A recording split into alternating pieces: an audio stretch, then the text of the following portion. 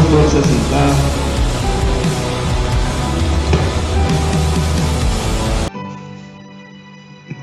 Aleluia. Bendito seja o nome do Senhor Jesus Cristo nesta manhã. Deixar registrado aí, né, que a mensagem nós gravamos, então fique registrado. Irmã Bruna, seja bem-vinda nessa manhã no nosso meio. Que o nome do Senhor sobre a sua vida seja poderosamente glorificado. Amém? Que a gente não tem capacidade nenhuma de tocar os corações. Essa capacidade nós não temos. Mas o Espírito Santo de Deus, ele tem um poder tremendo de mover a nossa alma, de tocar na nossa vida, de nos colocar de pé. Eu tenho sempre dito na minha vida que o corpo de Cristo, ele tem um poder tão tremendo, que ele tem um poder enorme de se refazer. Mesmo que os membros saiam, ele tem o poder de se refazer.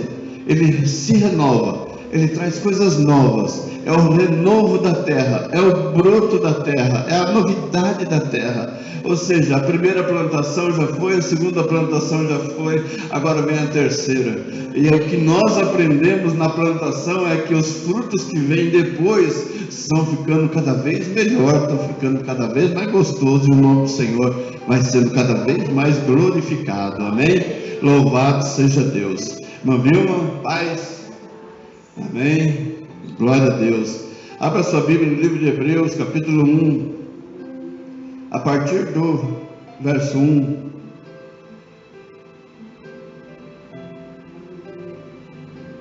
Antes de eu iniciar a palavra, eu gostaria de falar algo que o Espírito Santo de Deus ministrou logo cedo.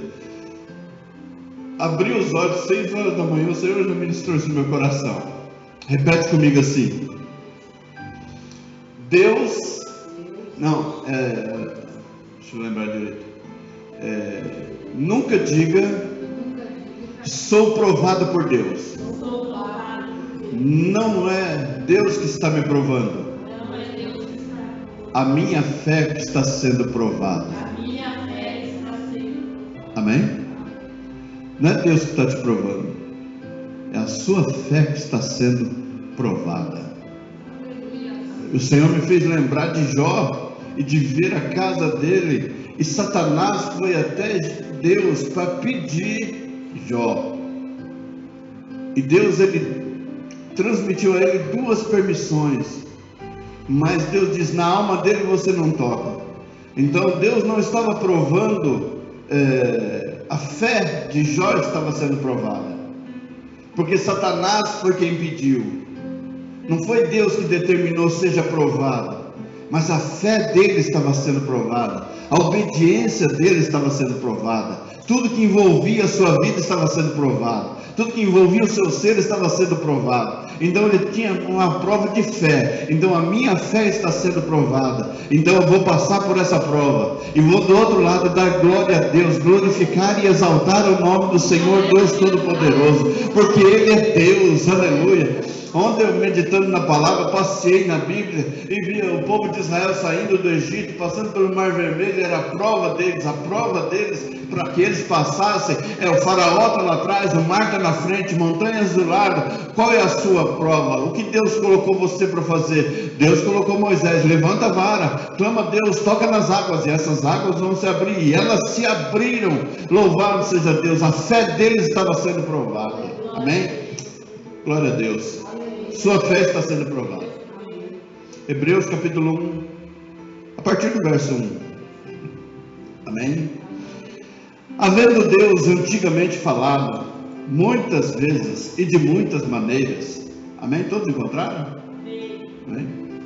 Havendo Deus antigamente falado muitas vezes e de muitas maneiras aos pais, pelos profetas, a nós falou-nos nesses últimos dias pelo Filho, a quem constituiu o herdeiro de tudo, por quem fez também o mundo.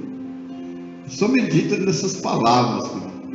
Vamos ler outra vez, só para a gente guardar essas palavras gravadas na tábua do nosso coração.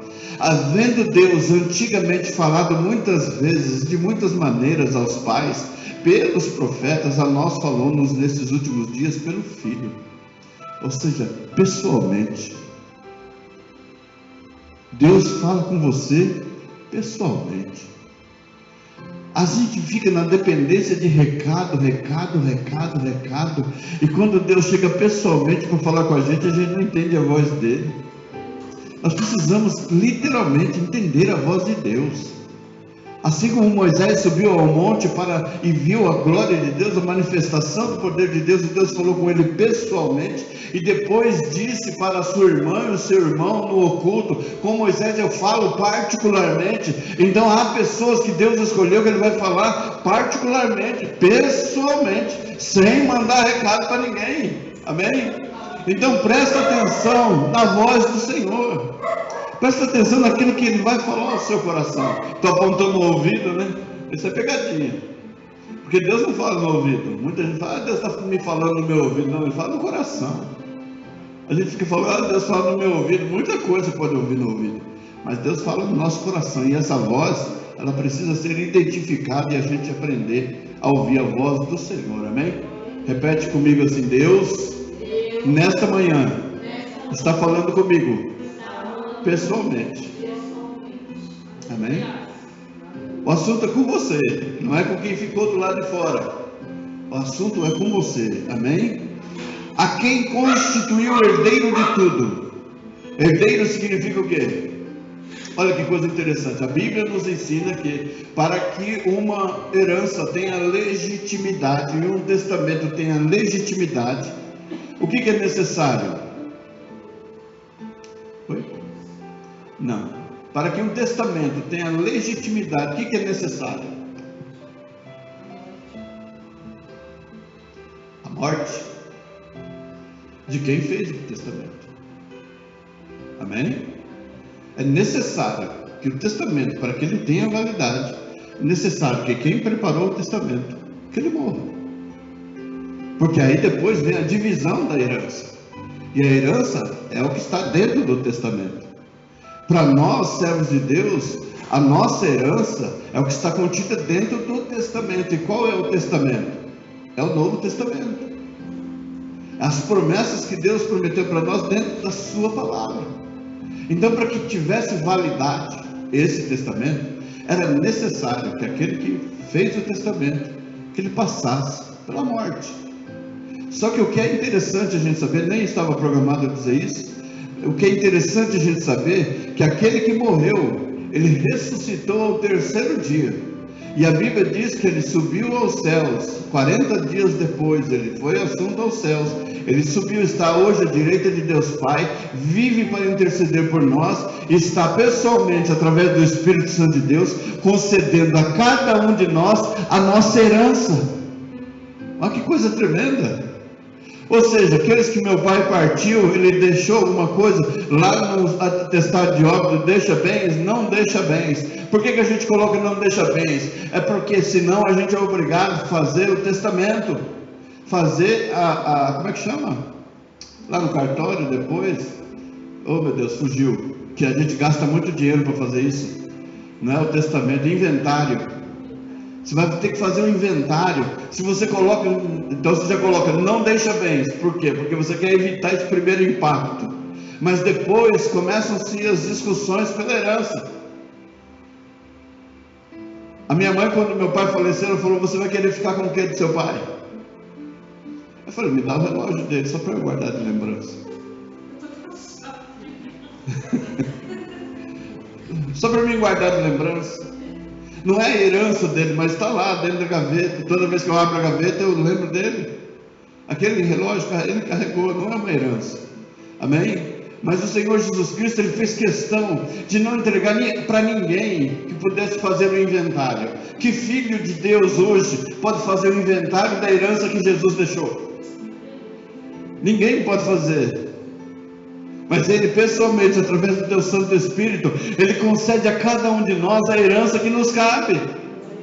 Amor, carinho, devoção, Ele entregou tudo aos nossos corações. O Senhor Jesus Cristo, Ele subiu aos céus, mas primeiro Ele disse aos seus discípulos: eu não deixarei vocês sozinhos. Então a expectativa e o medo que vocês têm, tira esse medo da alma, porque vocês não estão sozinhos. O Espírito Santo de Deus está junto de você, está dentro do seu coração. Então Ele está orientando a sua vida. O que fica nos nossos corações são as marcas, são as dores, são as dificuldades, é a ferida que ficou aberta. Mas Deus, Ele tem o poder de curá-las, porque Ele diz dentro da sua palavra que Ele é Deus, Ele faz a ferida e Ele mesmo cura. Ele trabalha na nossa alma. Bendito seja o nome do Senhor por isso. Quando Ele diz assim, Ele foi constituído herdeiro de tudo por quem fez também o mundo. Deus criou todas as coisas, Ele formou todas as coisas. Ele estava, a palavra de Deus diz que no princípio Ele era o Verbo estava com Deus e o Verbo era o próprio Deus. E quando nós falamos isso, nós entendemos que a Bíblia é o Verbo. A palavra é o Verbo, e quando falamos da palavra é o Verbo é Jesus. Ou seja, quando você coloca essa palavra dentro do seu coração, você está colocando Jesus dentro da sua alma, você está escrevendo Jesus dentro de você, você está preenchendo o seu coração com o Senhor e Salvador Jesus Cristo. O verso 3 diz assim: o qual sendo o resplendor, repete comigo, o resplendor da glória. Resplendor da glória. Quando fala resplendor, quando se coloca essa palavra re, significa que existe um esplendor, existe algo maravilhoso. Então re é uma coisa repetida, é algo que é muito mais, não existe essa palavra, muito mais maravilhoso, não, é maravilhosíssimo, é santíssimo demais, é glorioso, é Deus tremendo. Então quando Ele diz aqui o resplendor, o qual sendo o resplendor da glória de Deus, e a expressa imagem da sua pessoa. Ou seja, quando você olhava para Jesus, você via Deus. Não podia ver outra coisa senão Deus. E para que sejamos a expressão da glória de Deus, nós precisamos parecer com Ele. Vira para a pessoa que está ao seu lado, atrás de você, e diz para ela: você tem que parecer com Jesus. Ah, Senhor, mas no aspecto, nas atitudes, no amor, no trato. Amém? Resplendor, a expressa imagem da sua pessoa, e sustentando todas as coisas pela palavra do seu poder, havendo feito por si mesmo a purificação dos nossos pecados, assentou-se à destra da majestade nas alturas, feito tanto mais excelente do que os anjos, quanto herdou mais excelente nome do que eles. Amém? Como Deus é maravilhoso, gente. O verso 7 diz assim: quanto aos anjos, diz: o que de seus anjos faz ventos, e de seus ministros labaredas de fogo. Aqui depois a palavra de Deus fala assim que para nenhum anjo o Senhor dirigiu esta palavra, o Senhor Deus dirigiu esta palavra, a não ser para o próprio Filho. Assenta-te à minha direita, até que eu coloque os teus inimigos por estrado dos seus pés. E quando ele fala isso, ele fala: eu transformo os seus inimigos em estrados. Estrado, a gente sabe o que é? É aquele estrado da cama, é aquele fio de madeira. Estrados de madeira, algo para você colocar peso em cima. Ou seja, Deus, ele estabelece que ele transforma os seus inimigos para algo que você se apoie, algo que você pise, algo que você fique por cima. E a palavra de Deus, ele diz como promessa: você sempre estará por cima, nunca por baixo, sempre será o cabeça e nunca será a cauda. Aleluia, é promessa de Deus. Então se ele diz: assenta-te à minha direita, para o anjo ele não disse isso, mas ele faz dos seus ministros labaredas de fogo, ele faz dos seus anjos ministradores como o vento. Ou seja, são pessoas, seres celestiais determinados para trazer a bênção. Ele é o correio do céu. Ele é o Sedex do céu. O anjo é o Sedex do céu, da glória. Amém? Hoje tem o Mercado Livre, não é propaganda, senão eu tenho que pagar aí. Amém? O Mercado Livre bate na porta, ó, vim aqui trazer uma bênção para você. O anjo é a mesma coisa. Ele não pode ser adorado. Ele está a serviço do reino, a serviço do Senhor e Salvador Jesus Cristo. Por isso a palavra de Deus no Salmo 91, ele diz: porque ele dará ordem aos teus anjos a teu respeito, para te guardarem em todos os teus caminhos. Então ele dá ordem aos teus anjos. Então repete comigo: chegou a hora da minha bênção chegar na minha casa, no meu lar, na minha família. Chegou a hora de eu receber o que Deus tem para a minha vida, em nome de Jesus. Aleluia. Eu estava pensando aqui ontem, dentro dessa palavra, deixou o resplendor de sua glória. Você já ouviu a expressão: você é um príncipe de Deus? Você é um príncipe de Deus. Quem já ouviu essa expressão? Você é príncipe e princesa. Já ouviu essa expressão? Já ouviu? Por que nós não recebemos, sendo príncipes e princesas de Deus, por que nós não recebemos aquilo que nós temos direito do reino? Aqui. Vamos lá, vamos mexer um pouquinho com a sua mente. Por que nós não recebemos, como príncipes e princesas, aquilo que Deus determinou para nós do seu reino? Por que nós não recebemos aqui? Porque aqui não é o reino. Você é forasteiro, você é peregrino, e príncipe em reino alheio, ele não é príncipe. E nós estamos numa terra completamente diferente daquela. O Senhor Jesus Cristo, ele disse: meu reino não é deste mundo. Então como é que nós somos príncipes aqui? Se ele é rei na glória, nós somos príncipes de onde? Na glória. E aqui? Aqui nós somos peregrinos, somos servos. Nós somos como o Senhor Jesus Cristo foi. Ele caminhou por esta terra e ele representou o Pai na terra, mas depois ele voltou para o Pai.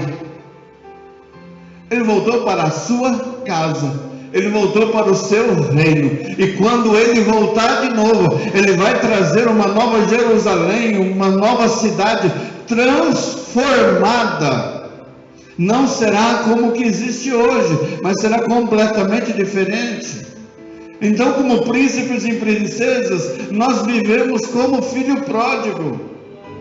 Por isso a gente fica mendigando as coisas.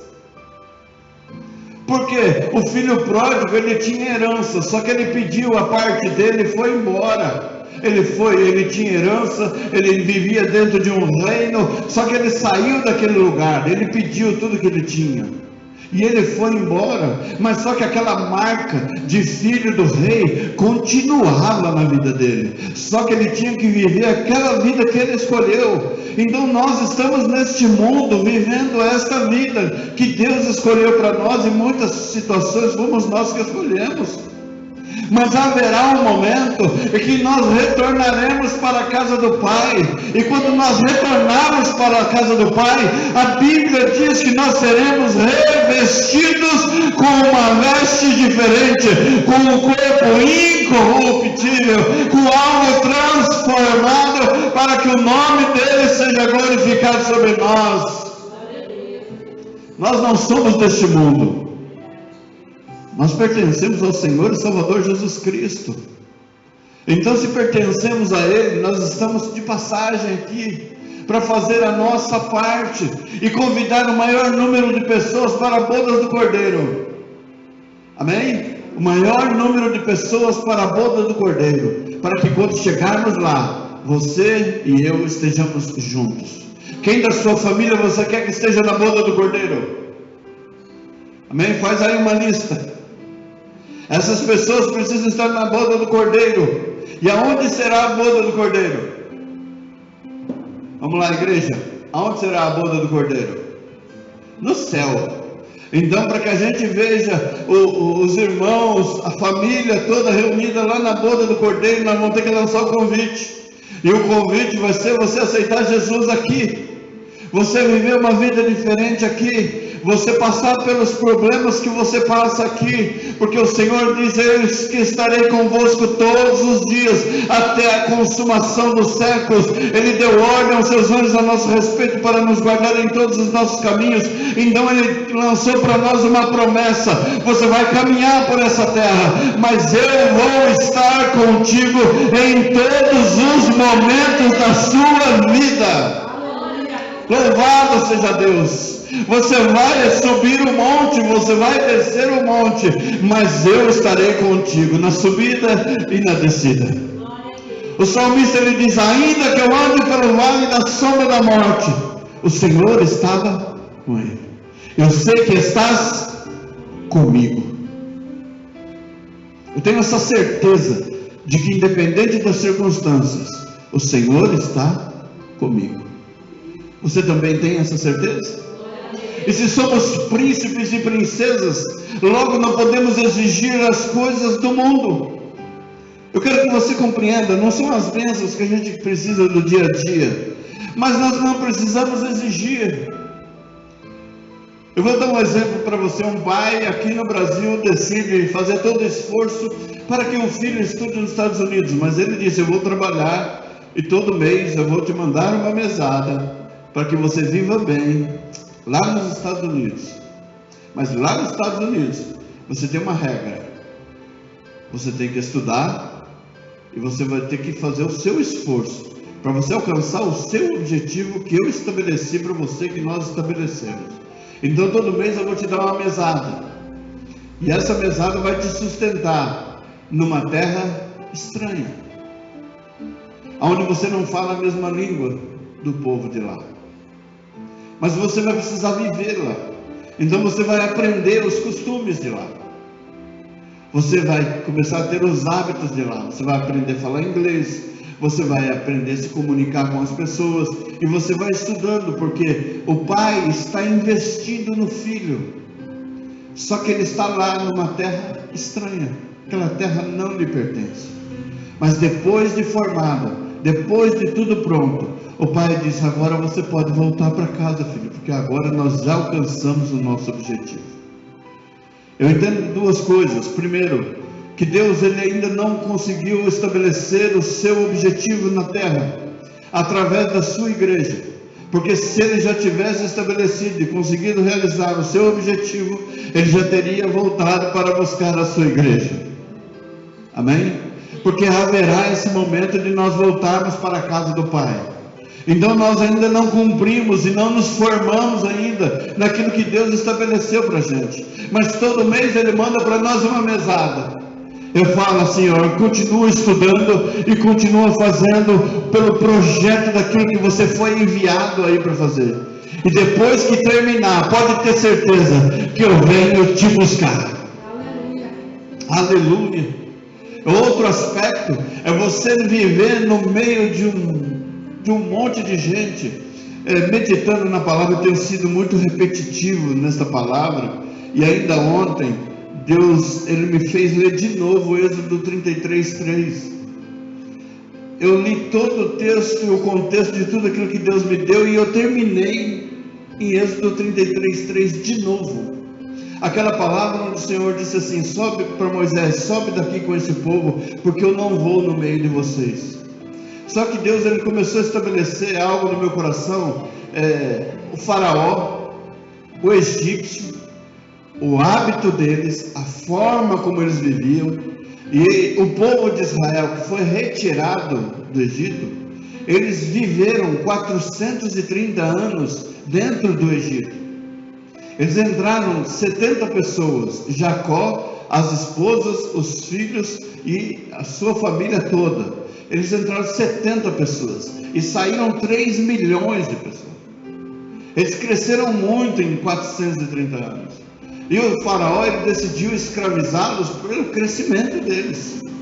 Vocês se tornaram fortes. Mas enquanto eles cresciam, eles começaram a tomar a forma egípcia. Os deuses egípcios, eles se contaminaram com as coisas egípcias. E quando eles cresceram, eles tomaram forma, homens, mulheres, crianças, nasceram, cresceram e morreram dentro do cativeiro e na escravidão. Teve pessoas que ela não viu a entrada, de como entrou, o porquê que entrou, a história que teve na vida de José para trazer a família.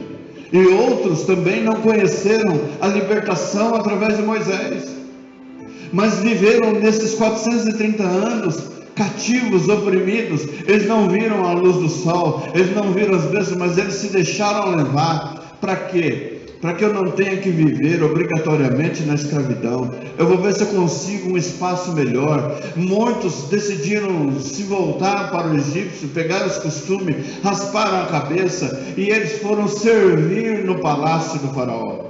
Por que servir no palácio do faraó? Porque era cômodo, era melhor, você não precisava ficar amassando barro, então você estava mais íntimo dos guardas, você estava mais íntimo do faraó, então você estava mais íntimo do palácio, então você se contaminou com tudo isso, você cresceu com isso, e famílias hebreias se juntaram a tudo isso. E aí depois Deus estabelece um plano. E quando Joquebede engravida, depois que nasce o menino, por 3 meses ele é guardado, sai uma ordem do faraó para que mate todos os meninos nascidos até 2 anos. E aqueles meninos mortos foram todos lançados no rio Nilo. Depois de jogado lá, as crianças mortas, Moisés foi guardado, depois foi lançado no rio, depois a princesa pegou ele. E quando a princesa pega ele, ela observa que as vestes dele eram vestes hebreias. Ela sabia que ele era hebreu. Ela sabia que a ordem do pai, do irmão, era matar todas as crianças até 2 anos. Mas ela decidiu, segundo a vontade de Deus, guardar a vida daquela criança. E depois de 6 anos ele foi entregue, já crescido e cuidado pela própria mãe. Ela transformou ele no príncipe do Egito. E como príncipe do Egito, ele transformou a sua vida. Ele cresceu, ele fez faculdade, ele se tornou engenheiro.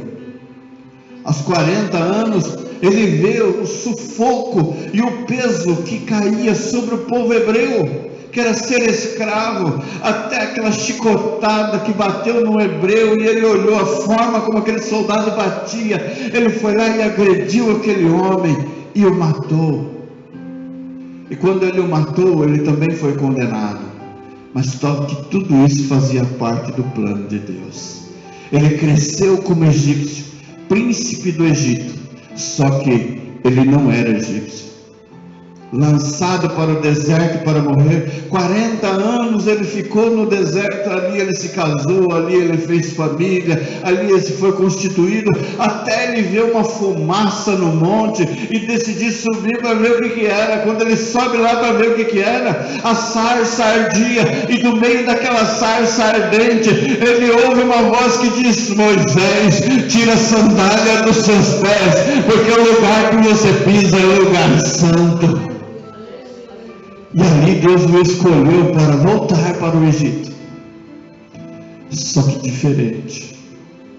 Você saiu príncipe e vai voltar um servo. 40 anos foi transformado, perdeu tudo que ele tinha de sabedoria, de conhecimento. Para quê? Para obedecer a Deus. E quando ele volta para o Egito, aquele faraó, de tudo que havia acontecido na sua vida, já havia morrido o filho dele que estava reinando, é o mesmo que foi criado junto com ele. Então quando ele depara com isso, falou: meu Deus mandou eu vir. Porque a preocupação de Moisés era dizer assim: eu vou dizer quem foi que me mandou voltar aqui. O Senhor disse para ele: diga que o eu sou me enviou a vós. Aleluia. E ele foi lá e transmitiu a palavra até chegar à 10ª praga. E na 10ª praga o povo foi liberto na marra. Mas o Senhor disse para Moisés: e eu vou endurecer o coração de Faraó. Essa palavra que eu quero deixar para o seu coração. Ele endureceu o coração de Faraó, porém o coração do povo hebreu também já estava duro. O coração de todo egípcio também era duro, porque com quem você anda, o seu coração fica contaminado igual. Você fica semelhante àquelas pessoas, porque se você é livre, você vai andar como livre. Se você andar com pessoas presas, você vai andar como se fosse preso também. E o Senhor Jesus Cristo naquele momento trazia para aquele povo a libertação. Moisés foi uma libertação física, Jesus foi uma libertação espiritual.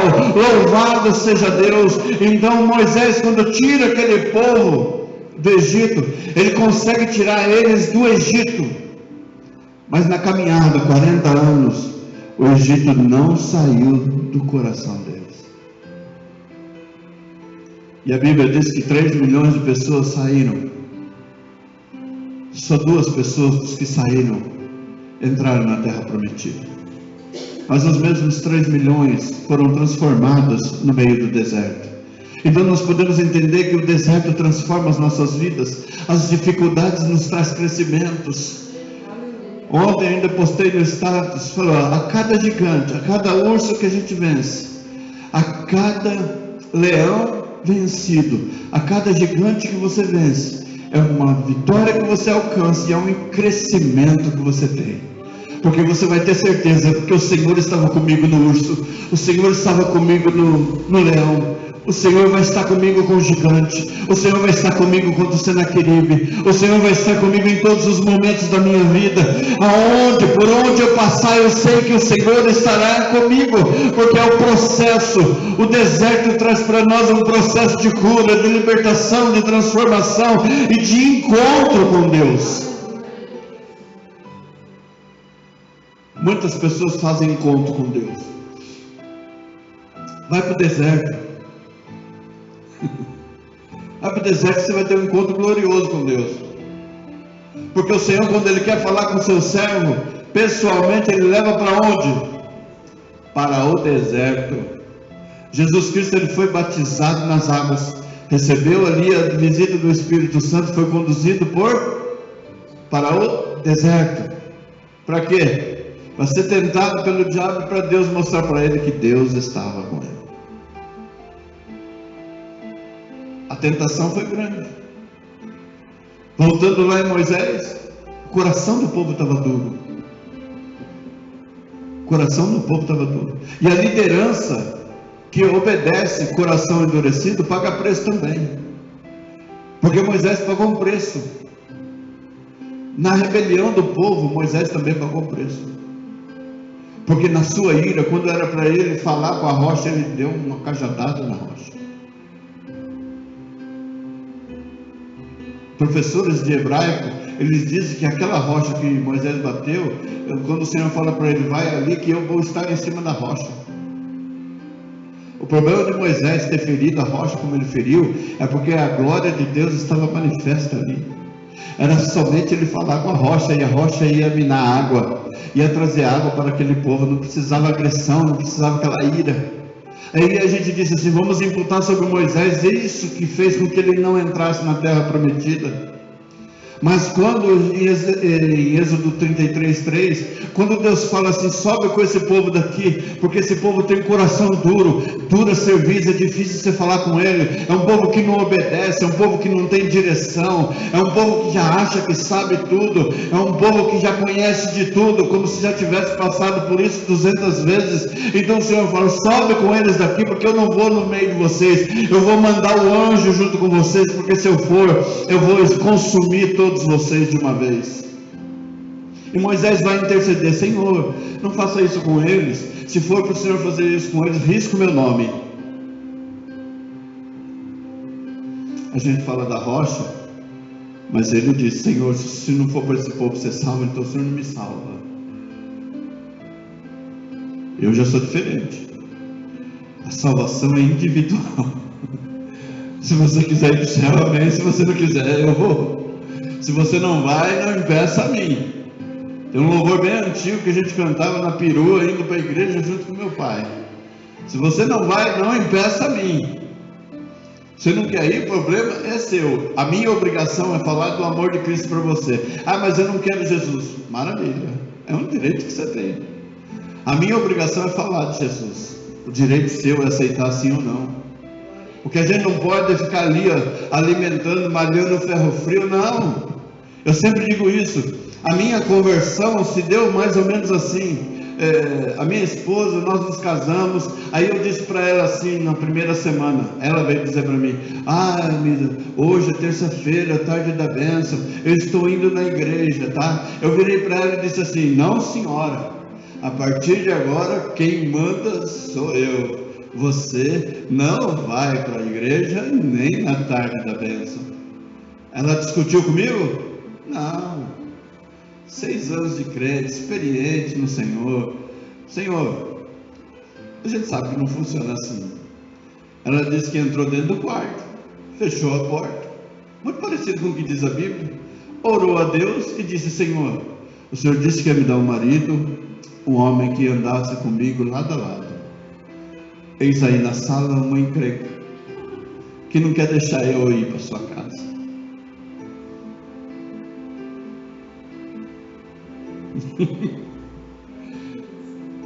Durante,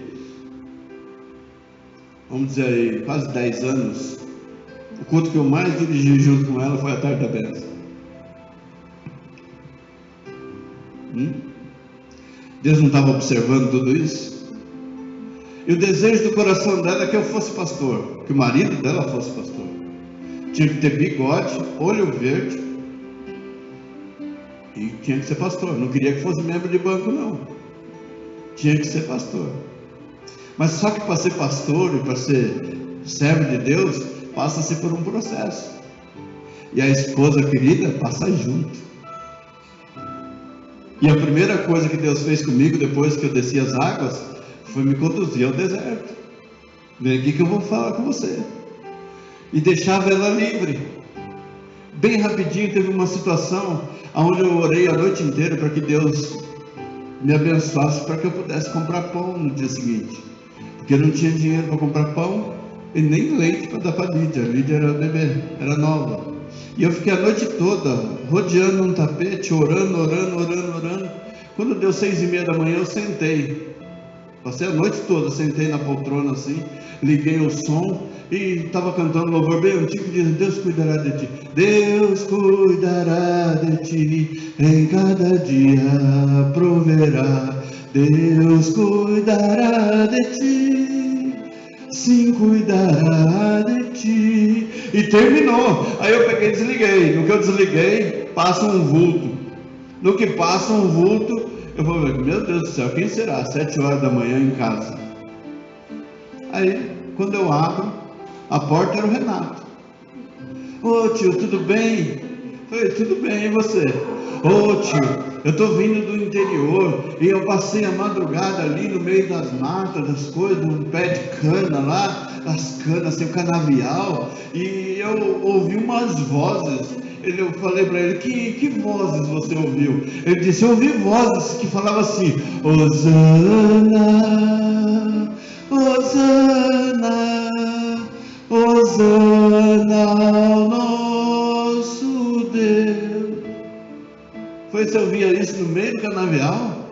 Era de noite, tio. E eu ouvia. Aí ele perguntou assim: antes disso, Deus falou para mim: coloca 4 xícaras na mesa, prepara o café. E eu fui lá e coloquei 4. Só que quem tomava na mesa era eu, a Neia e o Leonardo. A Lídia era bebê. E eu coloquei 4. Quando eu coloquei as 4 assim, quando eu fui saindo, eu olhei. Eu falei: a Neia vai me chamar de louco, né? Orou a noite inteira com sono. Aí eu fui lá e tirei a xícara, guardei no armário. Foi assim: a fé é para 3, não é para 4. Aí ele perguntou para mim assim, depois que ele chegou, ele falou assim: cadê a tia? Eu falei: o que você acha que sua tia está fazendo 7 horas da manhã? Dormindo? Ah, eu quero falar com ela. Eu falei: tá bom.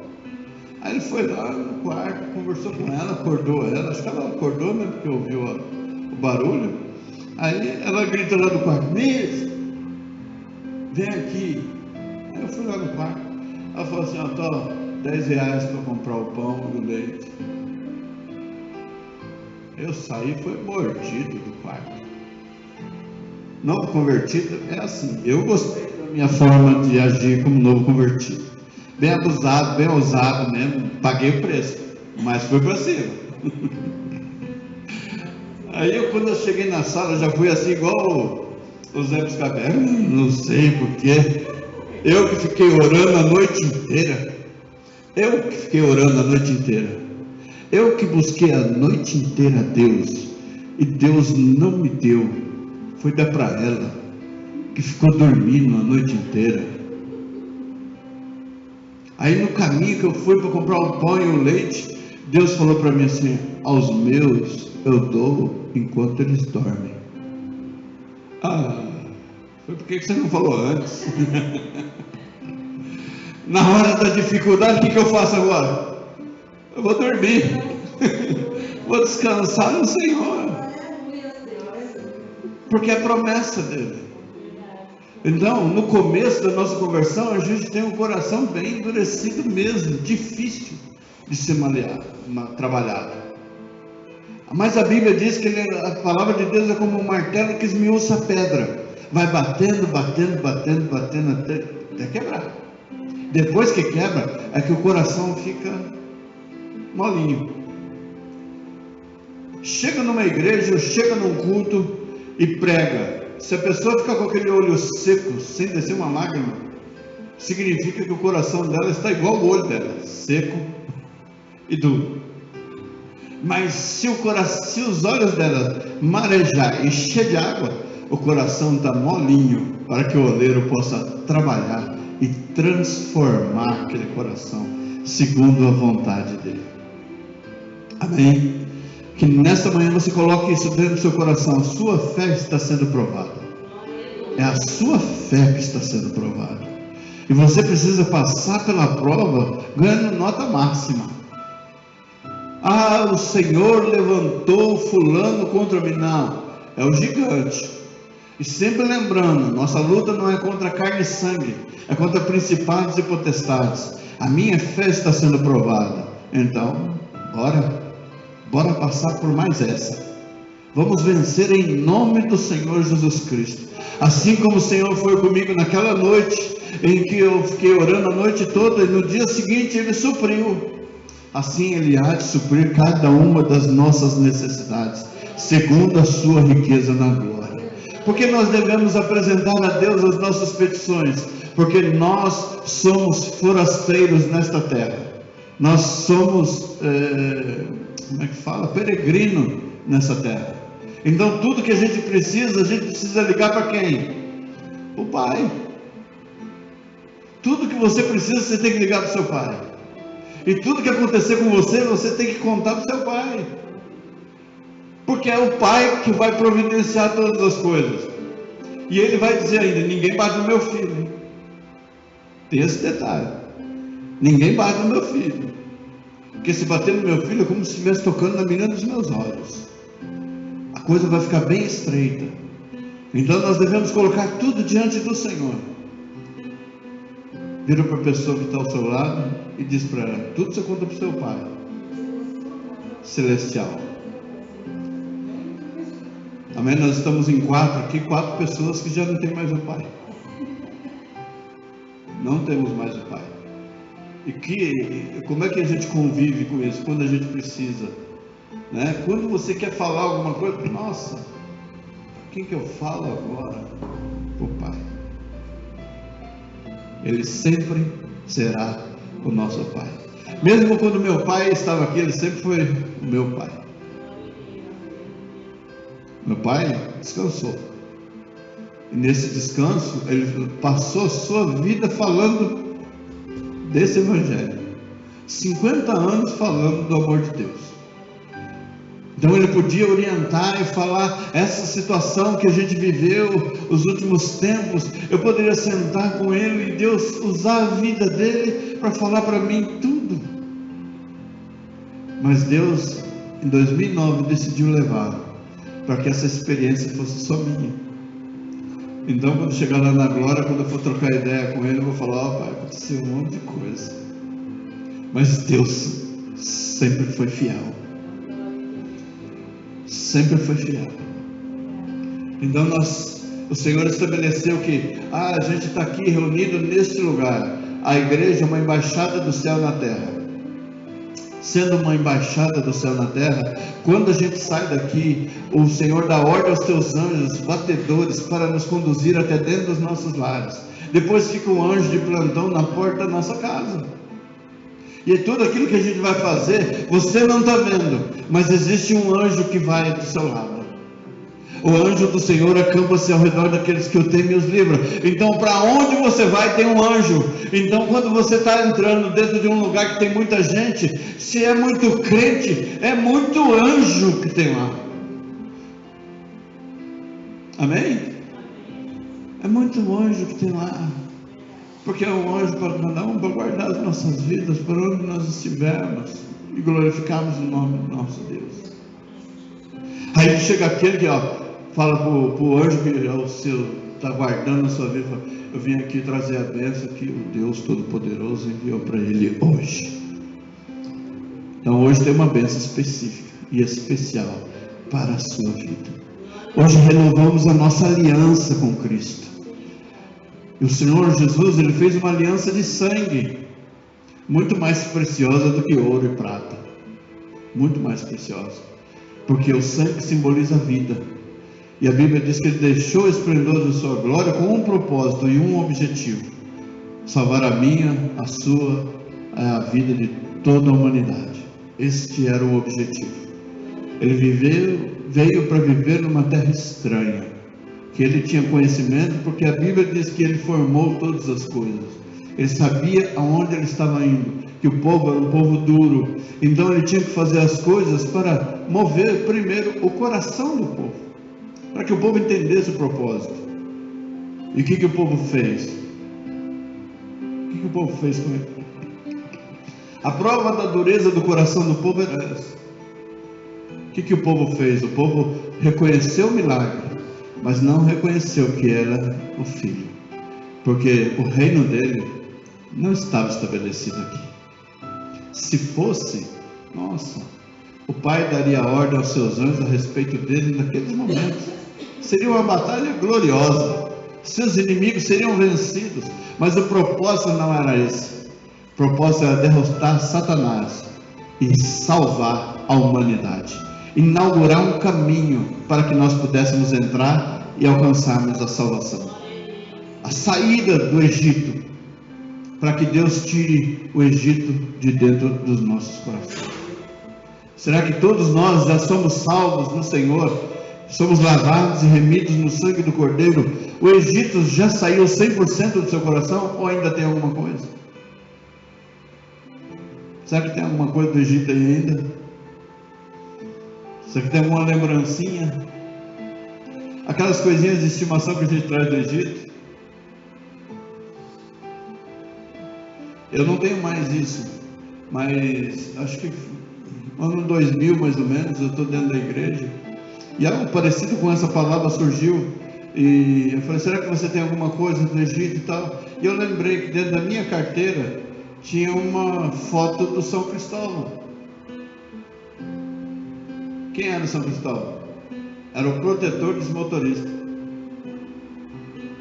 Só que detalhe, eu não dirigia.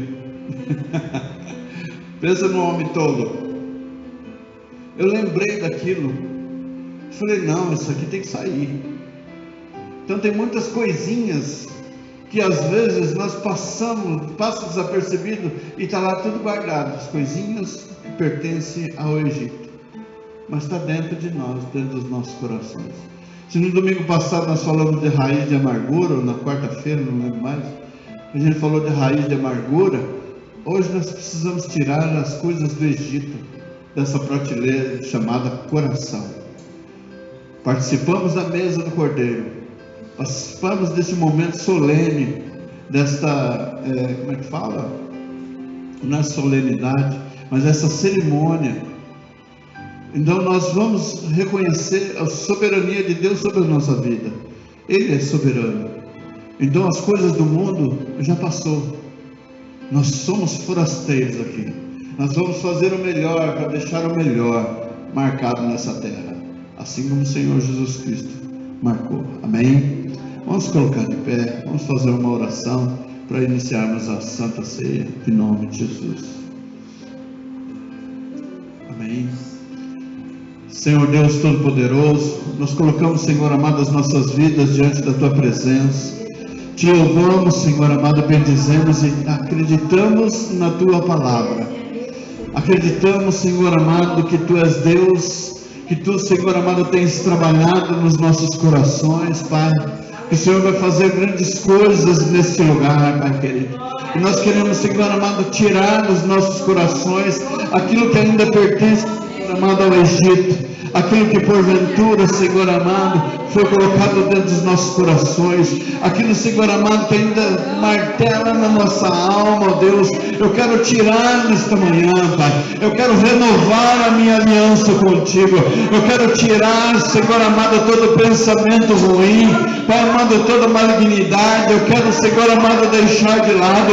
Eu quero fazer uma nova aliança contigo. Eu quero renovar a minha aliança contigo. Eu quero ver o Teu nome sobre a minha vida ser glorificado. Eu quero ser abençoado. Por onde passar eu quero ser abençoado, Pai. Então nesta manhã, ó Deus, tira toda raiz de amargura, tira tudo aquilo que não provém de Ti, para que o Teu nome, somente o Teu nome, seja poderosamente glorificado. É o que eu te peço, em nome do Senhor e Salvador Jesus Cristo. Amém, Jesus. Aleluia. Vamos ministrar a ceia em nome de Jesus. Amém.